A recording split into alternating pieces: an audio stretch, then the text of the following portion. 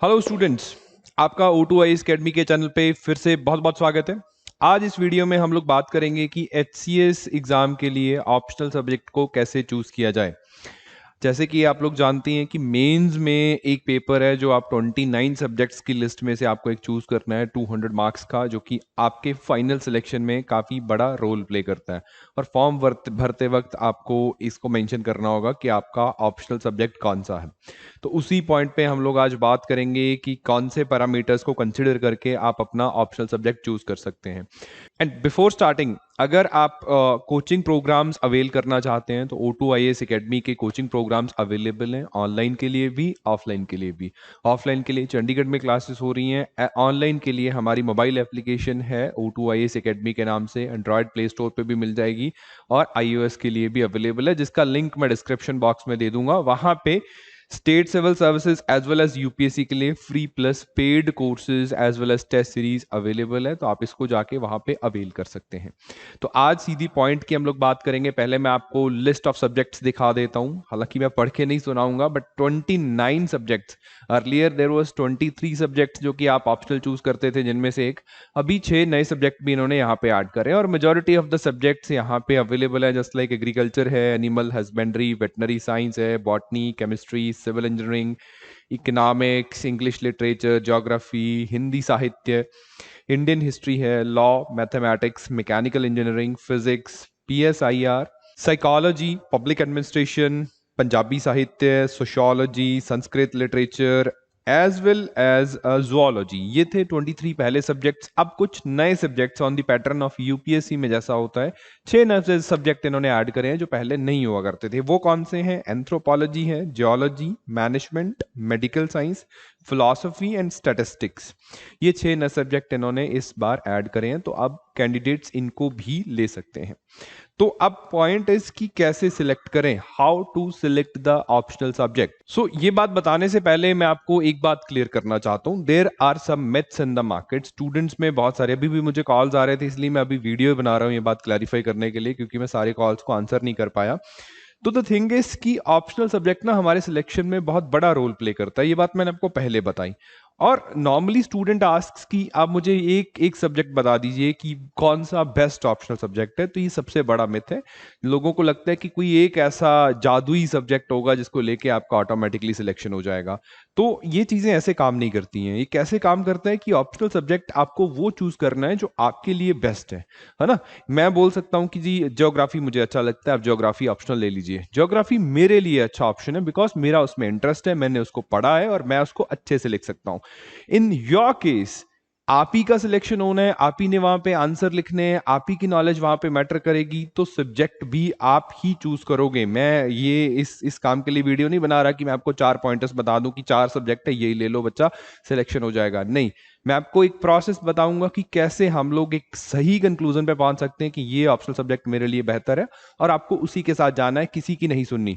बहुत सारे एस्पायरेंट्स हैं जो जो टॉपर्स को देख के अपना ऑप्शनल सब्जेक्ट स्विच कर लेते हैं, या किसी की सुन के उसके पीछे लग के अपना ऑप्शनल सब्जेक्ट स्विच उसको मान लेते हैं जो अगले ने बोला। बट ये एक गलत धारणा है। ऑप्शनल सब्जेक्ट आपको अपने अकॉर्डिंगली रखना होता है। तो कौन कौन से की पॉइंटर्स आपको कंसिडर करने हैं? सबसे पहले, इन केस आपकी जो ग्रेजुएशन है, आपने ग्रेजुएशन पोस्ट ग्रेजुएशन किस सब्जेक्ट में किया है, अगर वो 29 सब्जेक्ट्स की लिस्ट में अवेलेबल है, तो बिलीव मी उससे बेहतर विकल्प कोई नहीं हो सकता आपके लिए, एक स्टार कंडीशंस के साथ। वो स्टार कंडीशन क्या है कि उस सब्जेक्ट का जो सिलेबस है वो थोड़ा सा कॉम्पैक्ट हो। ये क्यों बोल रहा हूं कि कुछ इंजीनियरिंग के सब्जेक्ट्स हैं या मैथमेटिक्स है जिसका सिलेबस ना 6-8 महीने ले लेता तैयार करता हुआ, तो वहां पे समटाइम्स हमें मुश्किल हो जाती है। बाकी के जो सब्जेक्ट्स हैं, अगर उनको आपने PG UG में पढ़ा है, तो आपने ऑलरेडी इस पे 6 साल स्पेंड किए हैं, और आपसे बेहतर उस सब्जेक्ट को कोई नहीं जानता। थोड़ी सी मेहनत और ऐड करिए और उसी के साथ ऑप्शनल सब्जेक्ट आप चूज करिए, ज्यादा चांसेस रहेंगे सिलेक्शन के, स्कोर भी अच्छा आएगा। आप 2-3 महीने में उतना काम नहीं कर सकते जितना आपने 6 महीने में करा था। दूसरा एस्पेक्ट जो है, आप कोई भी ऑप्शनल शॉर्ट लिस्ट कर रहे हो, उसका शॉर्ट लिस्ट करने के बाद उस का स्टडी मटेरियल, वो टॉपिक्स जो आपके सिलेबस में गिवन है उनका स्टडी मटेरियल आपको अवेलेबल मिलेगा रेडीली। उसकी किताबें मार्केट में अवेलेबल है। आपके लिए कोई मेंटोर जो आपके आंसर चेक कर दे, because mains is all about answer writing. आप पढ़ भी लोगे लेकिन उसको वहां पे जाके लिखना है, एक्सप्रेस करना है। तो उस सब्जेक्ट के लिए आपका कोई भाई बंधु मेंटोर अवेलेबल है, स्टडी मटेरियल अवेलेबल है, कोई भी कोर्स या कोई भी फ्री मेंटोर आपके लिए अगर अवेलेबल है जो आपके आंसर चेक करके उनमें इंप्रूवमेंट कर दे, तो यस, वो सब्जेक्ट आपके लिए ठीक है। अब मान लीजिए दूसरी पॉसिबिलिटी यहां पे एक्सप्लोर करते हैं। दूसरी पॉसिबिलिटी क्या है कि आपने पीजी यूजी ऐसे सब्जेक्ट में किया है जो कि इस 29 की लिस्ट में नहीं आता है, नंबर 1। नंबर 2, आपका जो पीजी यूजी जो भी प्रोग्राम आपने ऑप्ट किए थे, आपने सिर्फ डिग्री करने के लिए किया था, वो 29 के लिस्ट में तो आता है लेकिन आपको इंटरेस्टेड इनफ नहीं लगता है। तो ये दुविधा भरा केस हो सकता है। या तीसरा जो पिछली बार मैंने छोड़ा कि भाई आपने पीजी यूजी तो किया था लेकिन वो कुछ ऐसे सब्जेक्ट्स थे जिनका सिलेबस बहुत बड़ा है, जिनका स्टडी मटेरियल अवेलेबल नहीं है। तो हम क्या करें?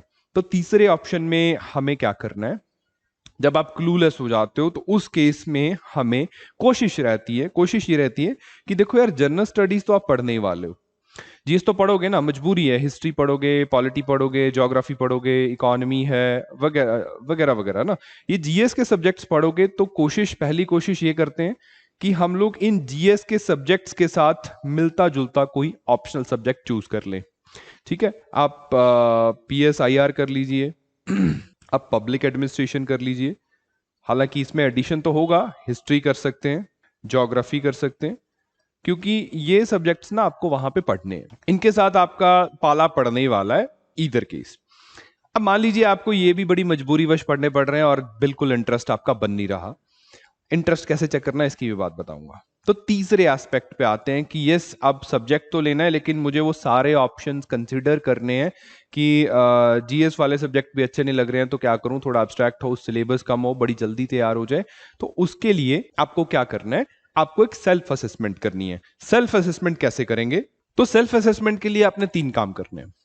जो जो सब्जेक्ट आपको अच्छे लगते हैं उनका डिटेल सिलेबस आपने देखना है ना। डिटेल सिलेबस इनकी नोटिफिकेशन वाली पीडीएफ में अवेलेबल है एचपीएससी की वेबसाइट पे। डिटेल सिलेबस देखने के बाद आपको आइडिया होगा कि ये 3-4 सब्जेक्ट्स हैं जो मेरे लिए ठीक हो सकते हैं। फिर उनसे जुड़े हुए प्रीवियस ईयर पेपर्स आपने देखने हैं। प्रीवियस ईयर पेपर्स में आपने वही एचपीएससी की वेबसाइट से प्रीवियस ईयर पेपर उठाने हैं या हमारे व्हाट्सएप नंबर पे मैसेज करना, जो हमारे पास अवेलेबल है हम भी आपको प्रोवाइड करवा देंगे ऑप्शनल सब्जेक्ट के जो प्रीवियस ईयर पेपर्स हैं। तो 2 चीजें देखने के बाद आपको क्लैरिटी आएगी कि यार ये सिलेबस मुझे पढ़ना और इसके ऐसे ऐसे क्वेश्चंस आते हैं। देन आपको मान लीजिए 2 सब्जेक्ट्स में कंफ्यूजन है कि इन दोनों में से कौन सा लूं, तो take a break for 2-3 days और दोनों सब्जेक्ट्स की जो +1 +2 की एनसीईआरटीज है, लगभग हर एक सब्जेक्ट की अवेलेबल है, तो उसकी एनसीईआरटीज के चैप्टर्स पढ़ के देखिए जिसमें आपको ज्यादा इंटरेस्ट आ रहा है। That is the right subject for you. ये काम सारे लोगों ने करना है, चाहे आप अपने कंफ्यूज हो कि मैं अपने पीजी यूजी का सब्जेक्ट लूं या ना लूं, मैं इंटरेस्टेड नहीं था, या मैं जीएस के सब्जेक्ट लूं या ना लूं। तो इस सेल्फ एनालिसिस प्रोसेस से होके आपको गुजरना है और आपको कोई जवाब नहीं देगा कि आपके लिए कौन सा बेहतर सब्जेक्ट है, एक्सेप्ट यू।